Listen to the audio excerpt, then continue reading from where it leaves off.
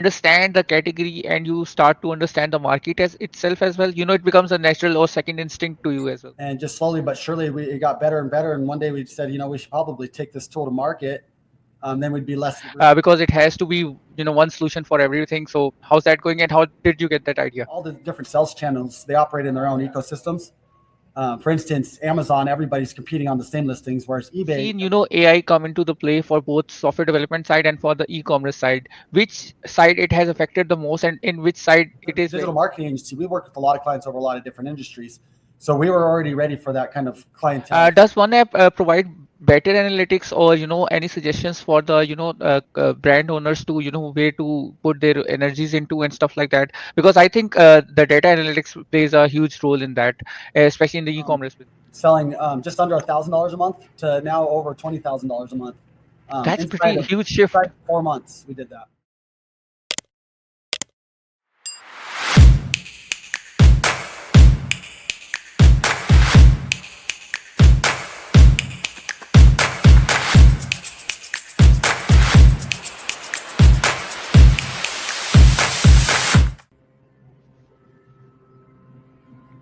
Hi Steven, how are you? Good. How you doing, Syed? I'm doing great. How's holiday season treating you in one app? It's going great so far. We definitely have some clients that do better in the holidays and some clients that do get a little slower. So we're kind of navigating both of those areas, trying to help the ones that slow down speed up by creating more Yeah, yeah, orders, yeah. and then the ones that Yeah, the- speed up, trying to keep them in front of larger audience, kind of like we talked earlier about email marketing. Yeah. So Steve, can you tell me like one app? It's it sounds very simple, but obviously it's a very complex structure that helps clients. So how did you come up with it at that idea, and also how have you been managing it? Because it's a very complex structure that you are trying to manage, and because it has to be one solution for everything. So how's that going, and how did you get that idea? Yeah, the idea came as a matter of circumstance. We're a digital marketing agency first, Webaholics. And a long time ago, a client asked us, if you're so good at what you do, why don't you do it for yourselves? So lo and behold, we did. And we started doing e-commerce and booted up a sister company. And then we picked up a lot of sales.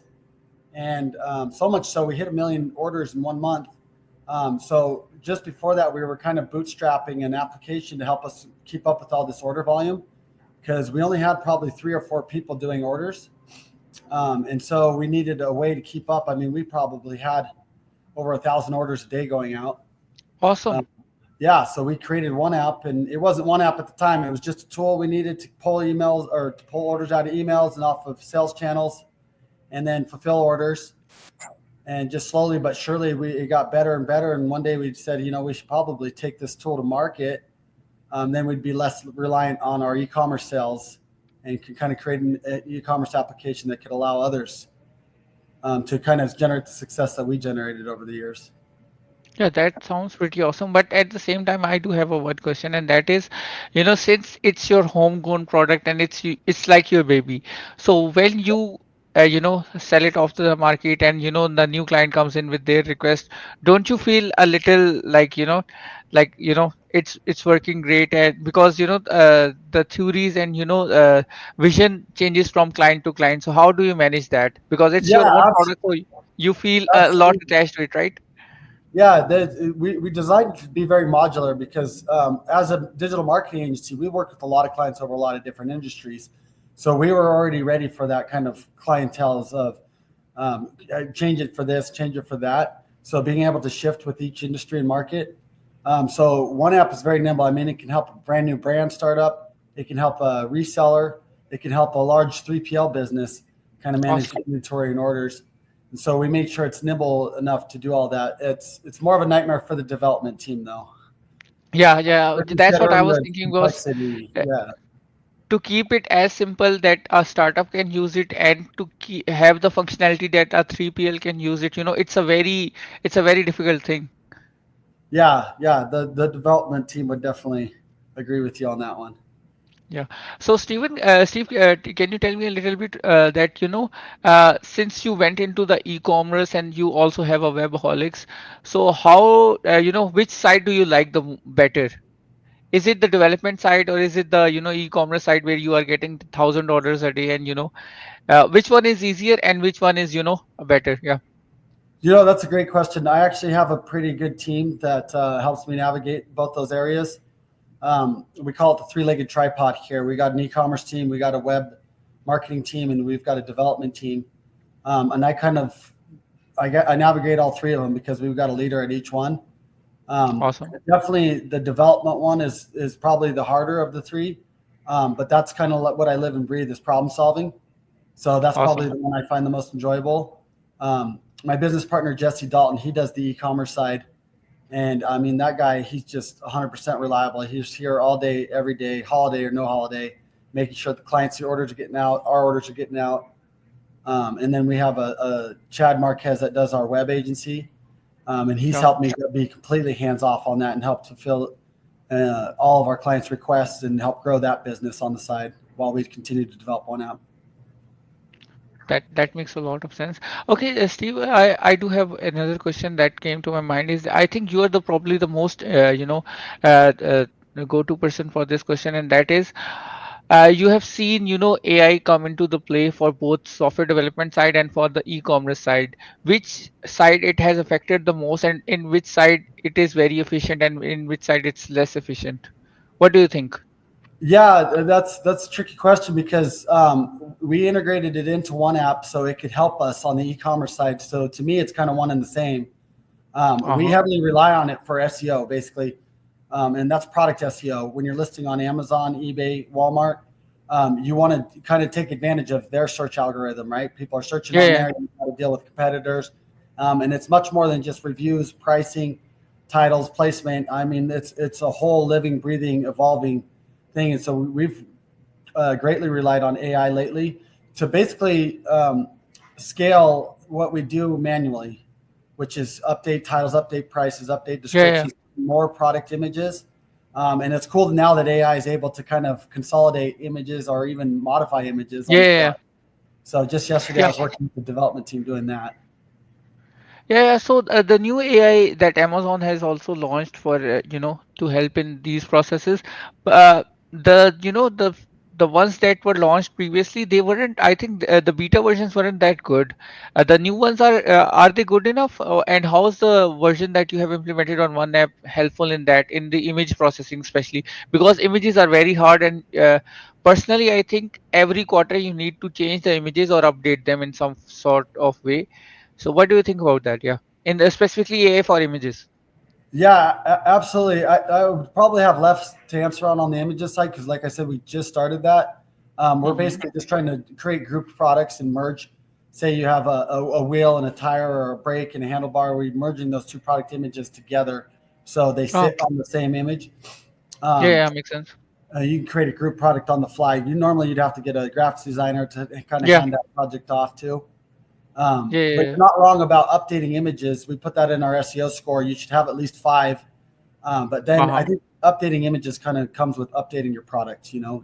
I'm actually a product owner myself, Uh-huh. and I did that, so I have the full story as being a brand owner, developing products and using one app to do that in a marketing agency.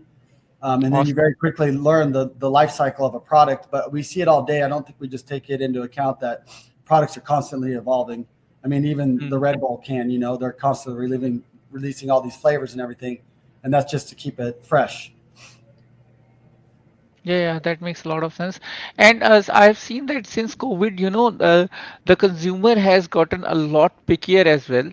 So, because they have seen so much content that they are now, very picky on, especially the unique ones, only those ones get viral. So, as a product owner, what do you think? Is my assessment correct, or should we, stick to the normal images, or should we, try to spice them up or something? Yeah, that's a great question.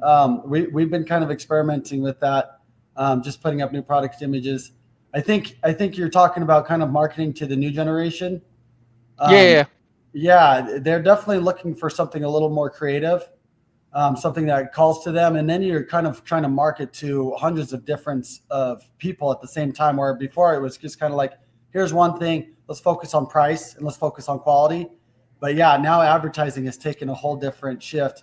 And I Yeah. think that's kind of where AI has helped to, I guess, multivariate is an old word for it. To multivariate test is basically put out A, B, and C's and see which one's going to perform better. But even that shifts very rapidly. Yeah, that makes sense. Okay, so Steve, so let's talk about one app a little bit more. So, does one app provide better analytics or any suggestions for the brand owners to where to put their energies into and stuff like that? Because I think the data analytics plays a huge role in that, especially in the e-commerce business. Yeah, absolutely. Right when you log into one app, you get a dashboard, and it's the same dashboard you'd see it on a lot of sales channels, where it just starts out kind of like, here's your sales trends, here's your gross, here's minus the fees, profit. But then below the fold, we start to dig into what's driving that shift, if there is an uptick or trend, because we're Hmm. monitoring inventory levels, right? How much you have Yeah, of yeah, this, how much you have of this, what your top selling products are, week after week, so it can monitor and see trends. Ship rates, right? Ship rates change on the fly. As a reseller, we deal with a lot of distributors, and if the distributor goes from being able to ship in 2 days or 1 day to 3 day, or has a holiday yeah, come yeah, up, we have to adjust ship rates on the fly, and we'll see a drop or an uptick in sales as a result of that. So shipping plays a huge part in all of this. yeah, yeah, yeah. But we've made it so you can kind of ask and get responses from AI on your reports of, hey, what's my best selling product this last quarter? What can I do to improve on sales with that product? And then it'll kind of analyze competition, prices, volatility of market, seasonality, and then tell you what to buy. We call it the restock replenishment tool. So it kind of gives you a tracking trend of how much time you have left before this one sells out and what to buy next. That's pretty interesting that it does the comparator analysis itself, because that is a very huge, that is actually the most important part of, any product is the comparator analysis. Because personally, I have seen that, a lot of people, a lot of brand owners just, they lack the, comparative research and they stay in their kind of bubble. And Yeah. but yeah, if and also it's very amazing that you have integrated that part of AI into one app that helps people get the answers right from the, because usually what I've seen that people are very lazy, like especially if your product is doing well, you start getting lazy, like okay, it's going, so yeah. Yeah. Yeah, 100%. I think NVIDIA's owner said it best, when he's trying to make things more human. The Yeah, app can only do so much, and then you got to make a request. Can we make the app do this? It's cool that you can put AI in there and ask, just kind of talk to the app and say, hey, what yeah, would you do with this? We're still in the early phases of it. It's got a long ways to go, but I think a lot of companies are right there with us. But we're seeing a lot of interesting opportunity here in the near future, or actually currently we're testing out it being able to create and modify listings on the fly, and then human approval would come in and say, hey, here's 100 new listings that could go up on Amazon, and then you can kind of review them, approve them, and then send them up. Um, but it's also interesting that all the different sales channels, they operate in their own ecosystems. For instance, Amazon, everybody's competing on the same listings, whereas eBay, everybody's not allowed to be on the same listing, so they're competing on the yeah, same results, right? yeah, So you yeah. have to make intentional shifts for each one of those platforms. Walmart kind of operates somewhere in the middle of those two realms. Yeah, and yeah, now I can actually see how it's a nightmare for the developers. Like I can actually imagine it that, Yeah, the data model shifts. Yeah, and then it changes on the fly. Amazon has kind of been changing a lot of things recently in their APIs. eBay's been changing their front end. Walmart's just changing all the time. Just they're doing a lot of new changes on their front end and their seller side, more so on the seller side than the front end. Yeah. So Steve, out of these three platforms, which one has more potential to grow? Obviously, we know that Amazon is the biggest of them all, but still, for a person who's launching a new product or something like that, what are the, data insights that you have that, where a person can benefit more from or something like that?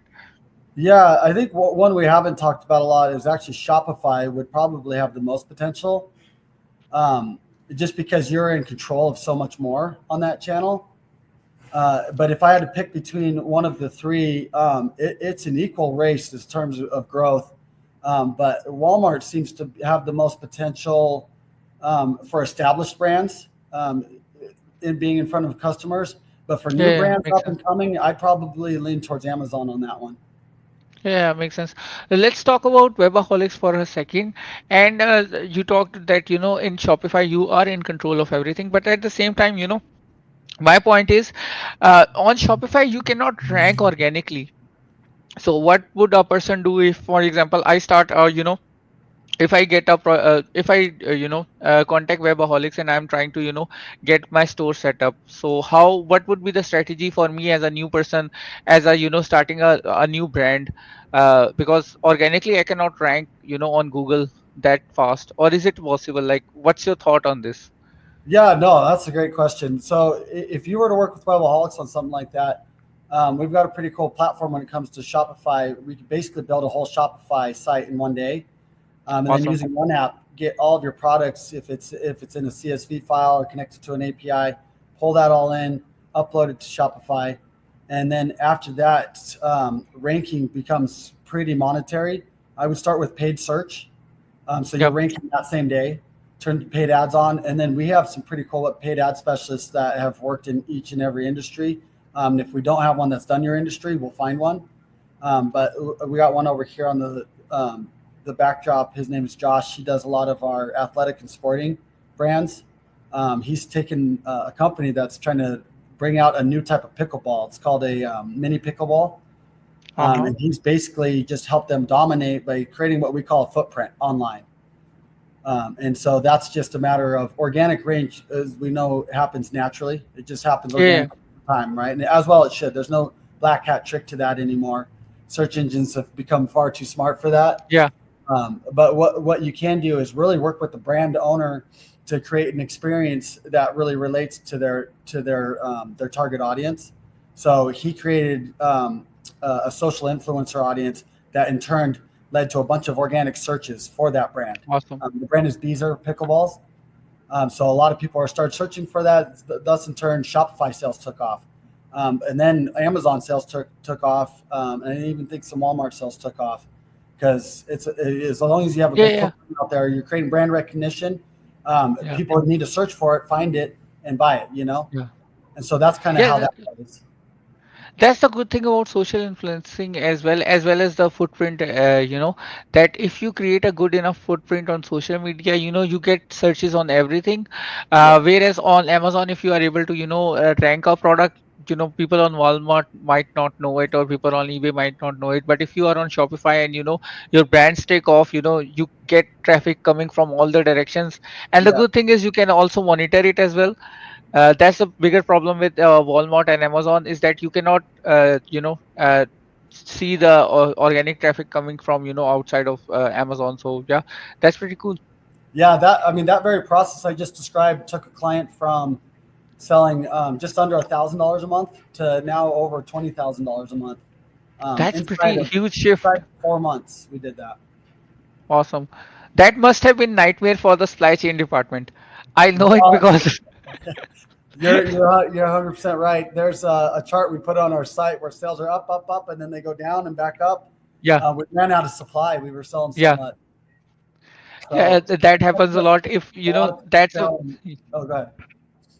no, no, no. You go ahead. Yeah, A lot of people fail on putting the cart in front of the horse. They're like, oh, a website. I'll just put a little effort into this, put a ton of effort into my marketing. But if your website's not providing, or your sales channels, when these marketing efforts kind of do take off, not everybody's going to go to Google. A lot of them are using AI now, and AI is probably yeah. going to take you to a sales channel. They need to be able to find your product, basically, and that's the footprint that we help deliver. Yeah, that makes a lot of sense as well. So, Steve, do you help with the product sourcing as well, or you guys just do the after I have launched a product, you guys can help me out, or if I am looking for the product, you guys can help me out in that as well. We would do that definitely on a consulting level. Jesse Dalton is probably who I would look to on that one. We've dabbled in so many brands. I mean, there's 1,300 brands that we currently work with at Webaholics. So we have a lot of experience there. We 1300? have a lot of, yeah. Ooh, So we have a lot of experience with brands and working with brands and supply chains and distributors. We even had some brands fly in from overseas here to our very office to kind of see how we Awesome. do things because we were removing so much product for them. That's pretty amazing as well. And obviously, if you are doing 1,300 products, there is a wealth of experience there that we guys can benefit from because after a while you start to understand the category and you start to understand the market as itself as well. It becomes a natural or second instinct to you as well. So Yeah. yeah, that's Yeah, pretty exactly. awesome. I like the way you put that, and that's kind of the value we like to instill in clients is that they could rely on that, like that bolt on of, oh, these people have all this experience and know how we've done it for over 10 years now, and then that they can just have access to that on a consulting level and a marketing level, and now an That application level. Awesome. So, Steve, how did you start the Webaholics? Was it like, are you a developer yourself, or how did you that idea came to you? I started it just like all the other startups, I guess, in my garage with a laptop and a fold out Awesome. table. But yeah, I learned a lot of my business know how from my dad. He would be a third generation apple farmer. Awesome. So he taught me at an early age that basically anything you want to teach to anybody else, you need to first learn it yourself. So yeah, Hmm. I was a digital marketing, web development first, and then design. I had to learn Photoshop. Then I had to learn now 12 different coding languages, Awesome. data sets, and then now my main focus is business and sales. Yeah. Uh, so the way I see it, you are kind of a nightmare for developers because mostly developers get away by, saying some jargons. So, but if you know 12 languages, that makes meetings very hard because, you cannot dodge them because usually what as a digital marketer or, back when I used to do, I used to be a developer, what I used to do is, to the project managers, I would, come up with a jargon and say some random stuff to get away. Yeah, But no, that was everything. you're describing the early days. It was a lot of knowing too much, definitely. But I think Yeah. as time goes on, you learn to trust people and find the right people to trust. Yeah. And then the results kind of speak for themselves after that. But we've got a pretty good team here that I can rely on. So Yeah, yeah, from that makes time to sense. Yeah. time, I just look in to offer my experience in more of an engineering perspective. Yeah, yeah, Kind of let's do that because to do this, do that, you kind of take away from the creativity of the team. yeah, yeah. That makes a lot of sense. I was just joking around, because Yeah, uh no, it's definitely relatable. That's I have to pull back a lot of times. I'm like, yeah. well, just let him do it that way because he obviously is was taught that way, and we'll see how it goes. So Steve, personally, what area of expertise did you like the most? Because you have transitioned from, so many roles. Which was the most enjoyable one? And yeah, Yeah, definitely. I missed the development one. That was probably the best. But I mean, the days would come and go so quick when you're coding. yeah, I mean, it just rapidly. Next thing you know, it's 5 o'clock in the afternoon, or it's ten yeah, o'clock at night, or 2 o'clock in the morning. The business one is definitely a lot more stressful because you have yeah, to have a lot more headspace for it. I mean, you're working with 1,000 different problems any given yep. day. But I mean, a solid team helps reduce a lot of the stress, and I think that's what we have here as a solid team. Yeah, that makes sense. I have transitioned from a writer to social media manager to between I was a developer from writer to developer to social media manager to advertiser. And personally, I would rather be, an advertiser so far, because because it's more strategic. Yeah, Because writing was very stressful and development is more stressful. If you get stuck in a code or a line of code and then you may spend a whole day there and then the next day boom it comes to you and you can get rid of in a minute, but yeah. yeah, those are the worst problems to have. We call that tail spinning. It's a 1 hour problem turns into a 4 hour problem or a 4 day Yeah, problem. yeah. So Steve, outside of your professional work, what are the things that you enjoy and how's what do you do to relax? Yeah, because you have been juggling so many things. It's one app and then Yeah. Webaholics and after being master of 1,300 products, it life becomes very stressful. So how do you take care of that? Yeah. Yeah, yeah. In recent years, I've gotten really good at unplugging, especially post COVID. That was a good time to kind of look inward. But I've kind of gravitated towards fitness. I started with CrossFit. Awesome. Um, I got into yoga, which is a good place for physical fitness and meditation. Yeah, yeah. And then just anything, everything sports. So mainly water sports, wakeboarding, surfing, and then Nice, now nice, nice. winter here in Utah, so snowboarding. Oh, But very awesome. active outside of the office. That's pretty awesome, and that actually helps a lot in the office as well, because when you have unplugged, when you plug back in and you when you come to work, you fresh. That's a good one. Basically, I was seeing the snooker table, in behind, so I was, trying to Yeah, ask about that. yeah. Elon Musk talks a lot about that. I think he mentions playing video games Yeah. to kind of unplug. I do a little bit of that, not as much as I used to when I was younger.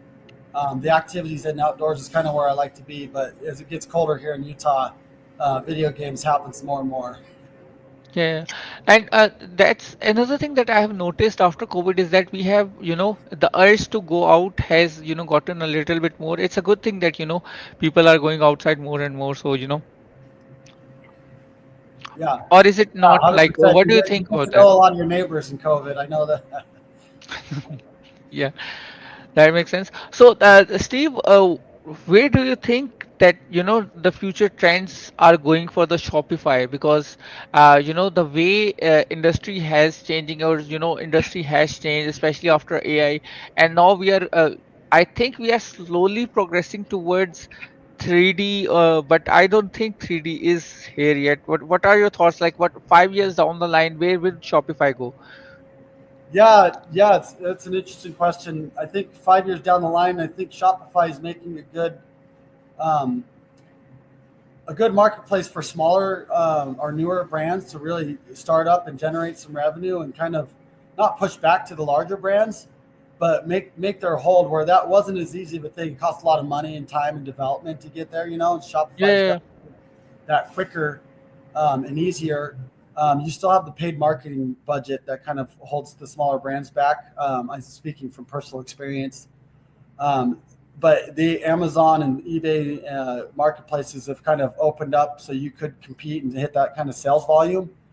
yeah. You just really got to keep Amazon from kind of not Amazon, maybe the company, but other Amazon sellers from seeing what you're developing and running away with something like that. But I mean, that's just the name of Yeah, the that it's a is a big problem. Yeah. concern.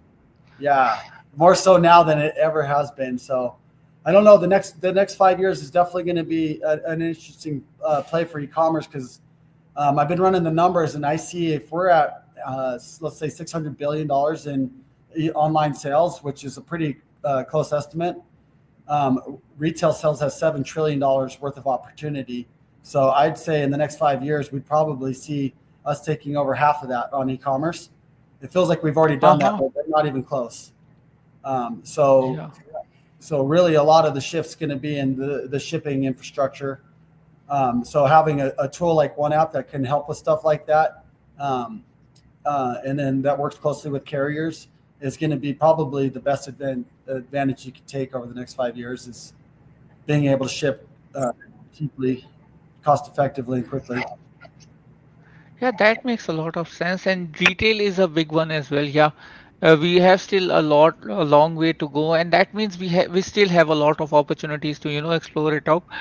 Personally, what I think is, the social e-commerce kind of thing is also pretty good because people trust other people more, and I think you have seen that trend as well. That after COVID, people are more into a little bit casual things. Like before that, people like formal stuff would go viral more, but Yeah, now it's like a casual thing, or a meme marketing and stuff like that, that gets more recognition.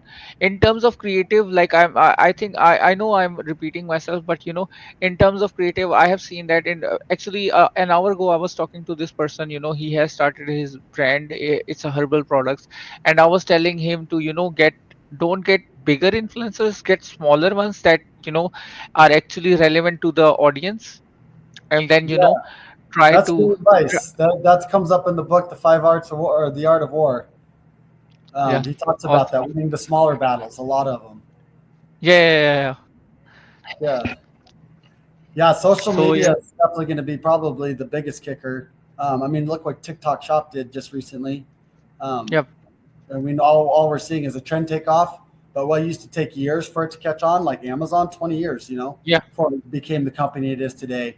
Companies can boot up overnight and become the biggest company and the biggest name in the game in just 2 months, 2 years. I think yeah, ChatGPT did it just under 2 years, didn't they? yeah, yeah, yeah, 2 million users on there that yeah, quickly. yeah, yeah. Yeah, that was pretty fast as well. And the, Expect the the TikTok shop unexpected would is, be my answer for the next five yeah, years. yeah, that makes a lot of sense as well. So Steve, if somebody is trying to start, a brand today, what would be your advice? Like, what would be three advices that you would give him? Yeah, if you're going to start a brand today, I think my advice would just be make sure that you create the biggest footprint online as you can, and then try to make powerful relationships, like you just said, with a lot of influencers, um, and give a lot of different marketing angles a chance. Put a little budget into this, that, and I think you'll quickly see which ones pay back or not. I mean, ROI is king, and return on ad spend. If it's not making money in the first 2 to 4 weeks, try something else. Because in today's world, it should be making money easily under 2 weeks, and that's kind Yeah, of the results that we strive to deliver. yeah, that makes a lot of sense as well. Give it 2 weeks, and if it doesn't work, that makes a lot of sense as well. So, Steve, one last question that I have, because we try to wrap up the podcast in under 30 minutes, and that is, what are your plans for Webaholics in 2 years, and same question for one app as well. Yeah, in 2 years, we plan to have Webaholics kind of be the name that relies on all the users of one app can rely on a consulting agency to kind of help them drive their brand and their sales online, and they could look to Webaholics for that. And one app, I plan on just developing that product to be the marketing tool itself by creating such a useful product that people can go to rely on to cut costs, increase sales, and basically get some input from AI on what business moves they can make with their product and their suppliers and their online channels. Yeah, I think the AI one is pretty big one for one app, because if I can just talk to my app and ask it some questions instead of downloading the Excel sheet and try to make up graphs, that is going to make life easier, and that is going to make decision easier as well. Because once a company starts getting a little bit bigger, the decisions become very slow as well. Yeah, yeah, So yeah, absolutely. one app is going to definitely going to be, very helpful for the brands, that are coming up and that are already growing. So yeah, pretty awesome. So yeah, Yeah, a lot of room for growth in the near future. Um, I think we've seen definitely a lull since COVID, but we're going to be seeing a turnaround this next year. I could say that earnestly because we've been driving a lot of basically foundational work to drive new sales this coming awesome. year. Awesome. Yeah. Makes a lot of sense. Thank you so much, Steve. This was the end Hey, of the podcast. yeah, it was a great Thank you talk to so you, much for Syed. coming. Okay. Absolutely. Have Take a care. great day.